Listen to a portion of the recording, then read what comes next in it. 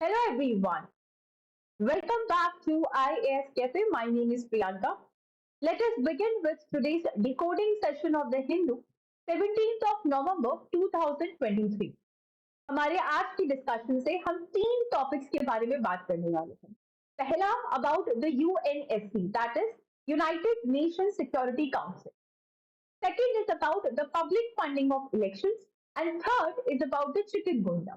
तो इससे पहले कि हम इन तीनों टॉपिक्स के बारे में डिटेल में बात करें, ये हमारा चैनल है आई एस कैसी. इस चैनल पे आपको करंट अफेयर्स के वीडियो मिलते हैं, ज्योग्राफी, इकोनॉमिक्स, स्टैटिक पोर्शन में से अभी इनके वीडियोस अपलोड हो रहे हैं, आप उनको चेक कर सकते हैं. और एक बार जब आपका जीएस पेपर की सिलेबस कंप्लीट हो जाएगा, then will upload the videos of maths and botany optional as well. तो अगर आपको हमारा ये इनिशिएटिव अच्छा लग रहा है, आप हमें सपोर्ट करने के लिए हमारे चैनल को सब्सक्राइब कर सकते हैं, लाइक और शेयर कर सकते हैं. तो चलिए हमारा आज का जो डिस्कशन है उसको स्टार्ट करते हैं. सबसे पहले है about the UNSC. Gaza, Palestine, ये सब जो भी कॉन्फ्लिक्ट हो रहा है उस बीच एक स्टेटमेंट आता है that UNSC seeks humanitarian pauses corridors in the Gaza. ये स्टेटमेंट तो आया है वो ठीक, बट यूएनएससी है क्या? यूनाइटेड नेशन सिक्योरिटी काउंसिल क्या है? 1945 के अंदर यूनाइटेड नेशन सिक्योरिटी काउंसिल को स्टैब्लिश किया गया. It is one of the 6 principal organs of the UN. United Nations है, उसके 6 प्रिंसिपल ऑर्गन्स हैं, जिसमें से एक है आपके पास यूनाइटेड नेशन सिक्योरिटी काउंसिल. बाकी के कौन से हुए आपके पास? यूएनजीए यानी कि United nation general assembly, the trusteeship council, economic and social council, international court of justice और सेक्रेटेरिएट. तो ये 6 आपके पास इंपॉर्टेंट प्रिंसिपल ऑर्गन्स है यूएन के. सॉरी, अगर हम यूएनएससी के बारे में बात करते हैं, इसकी प्रिंसिपल, सबसे प्राइमरी, सबसे इंपॉर्टेंट जो रिस्पॉन्सिबिलिटी है वो क्या है? इंटरनेशनल लेवल पे पीस और सिक्योरिटी मेंटेन करवाना. तो ऑब्वियसली गाजा का जो अटैक हो रहा है, अभी जो कॉन्फ्लिक्ट चल रहा है, तो उसमें यूएनएससी का कमेंट देना वो जाहिर सा बात है, बिकॉज इनका ऑब्जेक्टिव ही क्या है? To maintain the peace and security at the international level. इसका हेडक्वार्टर कहाँ मिलेगा? न्यूयॉर्क के अंदर. तो अब इसके मेंबर्स कौन कौन से होते हैं? ये जो यूएनएससी की काउंसिल है, उस पर टोटल 15 मेंबर हैं, जिसमें से 5 आपके पास परमानेंट मेंबर्स है. तो बेसिकली टोटल यहाँ पे 15 मेंबर्स है. इन 15 में से 5 आपके पास परमानेंट मेंबर्स है और 10 आपके पास नॉन परमानेंट मेंबर है. तो जो वीटो पावर का कंसेप्ट है वो सिर्फ इनके पास. ठीक है. तो there are 5 permanent members and 10 non permanent members जो कि 2 साल के लिए इलेक्ट किए जाते हैं. तो ये जो 5 परमानेंट मेंबर्स है, उसमें से एक है आपके पास United States, Russian Federation, France, China और यूके. इंडिया 8वीं दफा यूएनएससी में नॉन परमानेंट मेंबर के तौर पे एंटर किया है. लास्ट टाइम 2021 में इंडिया एंटर, और it will stay on the council for 2 years, यानी कि 2021 से लेके 2022. सॉरी. हर साल general assembly 5 non permanent members को इलेक्ट करती है out of the 10 in total. मैंने क्या कहा? आपके पास टोटल 10 ये है नॉन परमानेंट मेंबर. इन 10 में से हर साल 5 जो है नॉन परमानेंट मेंबर्स को जनरल असेंबली इलेक्ट करती है फॉर 2 year टर्म. और ये जो नॉन परमानेंट सीट है ये डिस्ट्रीब्यूटेड होती है on the basis of region. Council की जो प्रेसिडेंसी होती है वो रोटेट होती है इन 15 मेंबर्स में हर महीने. What is the role of voting power? हर एक मेंबर जो सिक्योरिटी काउंसिल का है, उनके पास एक वोट होता है. अगर डिसीजंस की बात करें तो decisions are taken in the council on the matters are made by affirmative vote of 9 members, including the concurrent votes of the permanent members. अगर 5 परमानेंट मेंबर में किसी एक ने भी नो का वोट दे दिया, तो बाकी जो वोट है उनको ब्लॉक कर देता है. मतलब अगर आपको कोई रिजोल्यूशन पास करवाना है यूएनएससी के अंदर, तो आपके पास 5 परमानेंट मेंबर है, इन पांचों के आपके पास वोट चाहिए। लेकिन इसने बोला मैंने दे दिया, फ्रांस ने बोला हाँ, इसने बोला हाँ, यूएस ने बोला हाँ, कोई एक भी परमानेंट मेंबर चाहे वो चाइना हो या कोई भी हो, अगर उसने बोल दिया नो, तो ये रिजोल्यूशन पास नहीं होगा। ये इसका सबसे बड़ा लिमिटेशन है, क्योंकि ये जो टॉप 5 पावरफुल कंट्रीज है, इनकी आपस में नहीं बनती है। तो यही कारण है कि मोस्ट ऑफ द रेजोल्यूशन में वोटिंग पावर की वजह से रेजोल्यूशन अड़ जाता है। Any member of the United nation which is not a member of the security council, वो पार्टिसिपेट कर सकता है लेकिन वोट नहीं कर सकता in the discussion of any question brought before the security council whenever the later considers that the interests of that member are specially affected। अब India और यूएनएससी का पूरा रोल क्या है वो देखते हैं, मतलब यूनाइटेड नेशन सिक्योरिटी काउंसिल में इंडिया का क्या रोल है। इंडिया ने बहुत ही एक्टिवली पार्टिसिपेट किया था 1947 से 48 का जो दौरान था, जब universal declaration of human right बनाने की बात हो रही थी, और अपनी आवाज उठाते हुए इंडिया ने बोला था कि रेशियल डिस्क्रिमिनेशन को साउथ अफ्रीका में पूरी तरह से खत्म कर देना चाहिए। We should vote, we should take initiative against the racial discrimination occurring in the South Africa। India has played its part in formulating the decisions on several issues, जैसे कि admitting the former colonies to the UN, addressing the deadly conflict in the Middle East, and maintaining the peace in Africa। So it has contributed extensively to the UN, particularly for the maintenance of international peace and security। India has taken part in 43 peacekeeping missions, जिसमें कम से कम 1,60,000 troops में वो contribute करते हैं।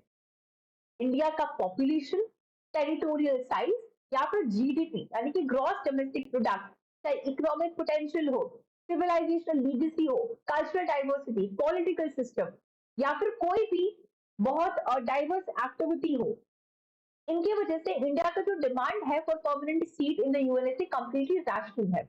India काफी time से demand कर रहा है कि यूएनएससी के अंदर हमको परमानेंट सीट चाहिए, और ये काफी ज्यादा वाजिब भी है, क्योंकि इंडिया का population, GDP, economic potential, culture, किसी भी चीज को लेंगे तो हाँ वो डिजर्व करता है to become a part of the UNSC.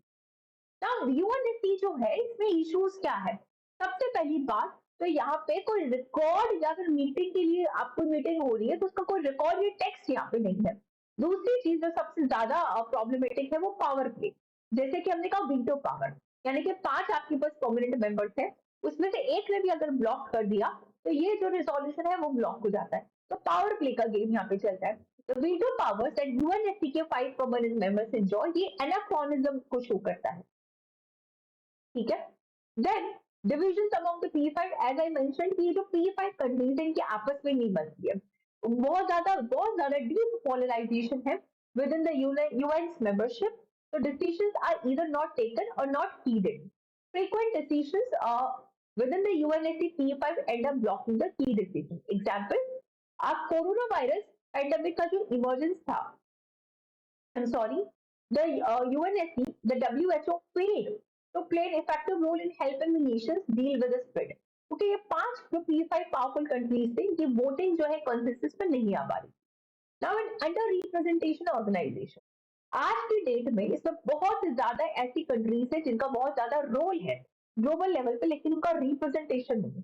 India ले लो, जर्मनी ले लो, ब्राजील ले लो, साउथ अफ्रीका ले लो, इनका बहुत बड़ा पॉपुलेशन है, बहुत बड़ा जीडीपी में ग्रोथ है, ग्लोबल लेवल पे काफी ज्यादा योगदान आज के टाइम में ये दे रहे हैं, बट इनका रिप्रेजेंटेशन वहां पे नहीं। Now sorry, second topic is about should there be public funding of elections।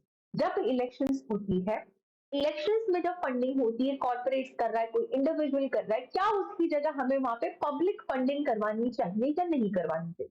क्योंकि इलेक्शन में जो पैसा फंड किया जाता है वो काफी हद तक ब्लैक मनी होता है, तो क्या पब्लिक फंडिंग अगर हम करेंगे तो ब्लैक मनी को हम रोक पाएंगे। तो ये इसका उद्देश्य है कि how black money plays a role in the election. सबसे पहली बात, ब्लैक मनी क्या है, वो पैसा जिसके ऊपर आप टैक्स नहीं दे रहे हो वो ब्लैक मनी है। अगर आपने पैसा कमाया है, आप उसको टैक्स देने की लाइबिलिटी है, आपको टैक्स देना है, और आपने उसको नहीं दिया तो वो चोरी का पैसा है, वो टैक्स की बिना का पैसा, वो ब्लैक मनी है। तो ये तो हो गया ब्लैक मनी क्या होता है।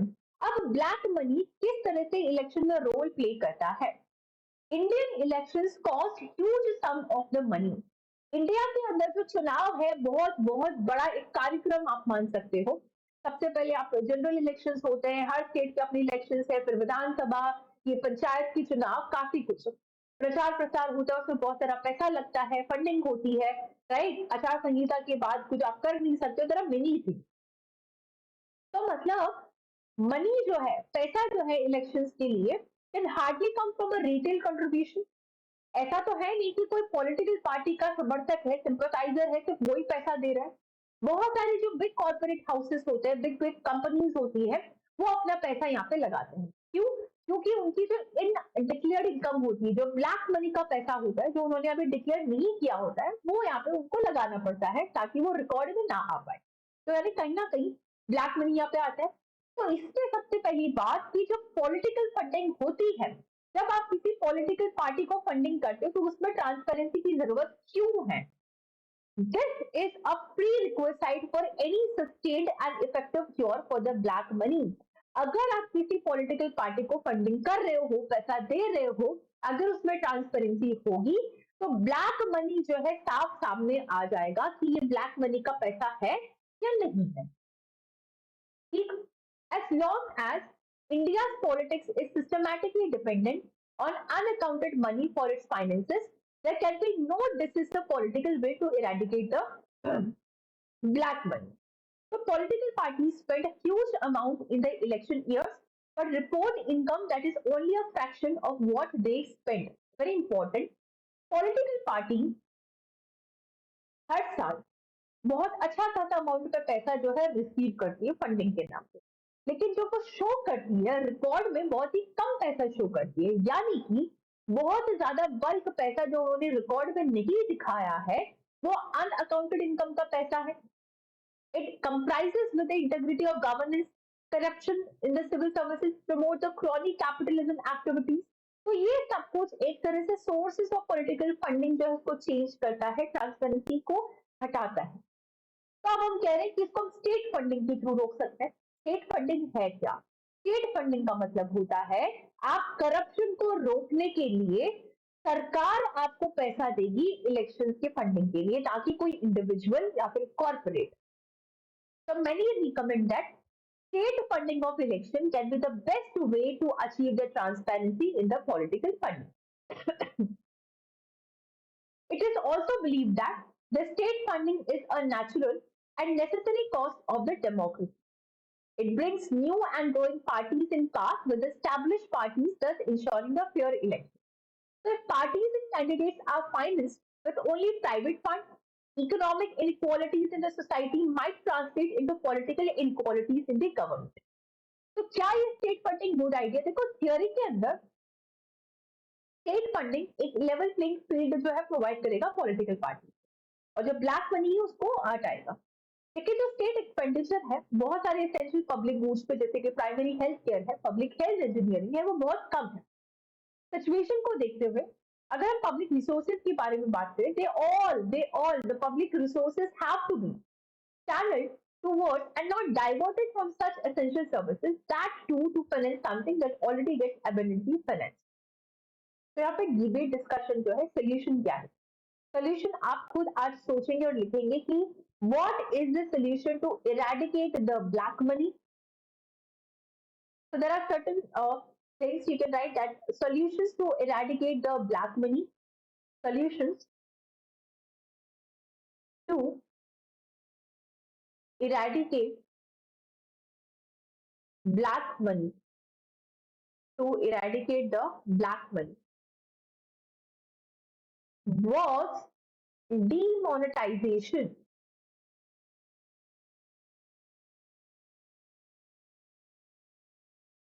was a good idea, was a good idea। Pros and consequences of state funding. What is the electoral bonds? Okay, now Coming to the third thing about the chikungunya. Chikungunya को लेकर पहली vaccine approve हो गई है। 9 नवंबर को विश्व की पहली वैक्सीन चिकनगुनिया के लिए अप्रूव हो गई है by the food and drug administration in the USA.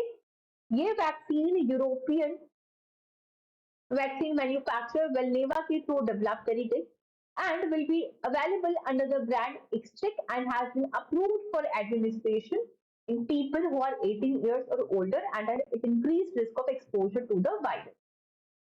ठीक है, अब भाई चिकनगुनिया की वैक्सीन आ गई, ये अच्छी बात है। अब चिकनगुनिया में होता क्या है, आपको जब भी चिकनगुनिया बीमारी होती है, बहुत ही तेज बुखार आता है, बहुत ही सीवियर जॉइंट पेन होता है, इम्पेयर्ड मोबिलिटी। ये एक वायरल इन्फेक्शन है। पहली बात तो ये पता होना चाहिए कि ये जो बीमारी है वायरस से होती है, दैट इज वायरल इन्फेक्शन, यानी ये फैल भी सकती है। इट इज इन्फेक्शियस, एक पर्सन से दूसरे पर्सन में। किससे होती है? By Aedes aegypti and Aedes albopictus mosquito and has described as an emerging global health threat. अभी काफी ज्यादा ये फैल रहा है। The WHO fact sheet says the chikungunya is prevalent in Africa, Asia, America, but sporadic outbreaks have been reported in the other regions. Since 2004, the outbreaks of the chikungunya virus have become more frequent and widespread. देखो, in short आप समझ लीजिए इसकी symptoms होते हैं, swelling आती है, muscle pain, बुखार, नोजिया, फैटिक और रैश, ये सब। अब हम बात करते हैं अबाउट द चिकनगुनिया की वैक्सीन। देखो वैक्सीन क्या होगी, सीधी सी बात है। वैक्सीन में हम क्या करते हैं कि जो वायरस या फिर जो पैथोजन रिस्पॉन्सिबल है बीमारी का, उसका एकदम वीकेस्ट फॉर्म लेके आपकी बॉडी में इंसर्ट करते हैं, वीकेस्ट फॉर्म लेके आपकी बॉडी में इंसर्ट करते हैं। तो आपकी बॉडी क्या करती है, उसको मारने के लिए रिस्पॉन्स देती है। दैट इज, अगर कोई एंटीबॉडी आपकी बॉडी में आ रहा है, एंटीजन एंटीबॉडी जो आपस में फाइट करते हैं। अब अगली बार जब आपको सच में वो बीमारी होगी, तब आपकी बॉडी में उसको मारने की क्षमता डेवलप हो चुकी होगी, क्योंकि आपके पास जो बी सेल और टी सेल होते हैं इम्यून सिस्टम के अंदर, वो उसको मेमोरी सेल के थ्रू रिमेंबर करता है और आप उससे लड़ पाते हो। ठीक, so this is how the vaccine works here. So this was all about this topic. So thank you so much आज के वीडियो के लिए। अगर वीडियोस पसंद आ रहे हैं तो प्लीज सपोर्ट कीजिए, सब्सक्राइब कीजिए, लाइक एंड शेयर कीजिए। I S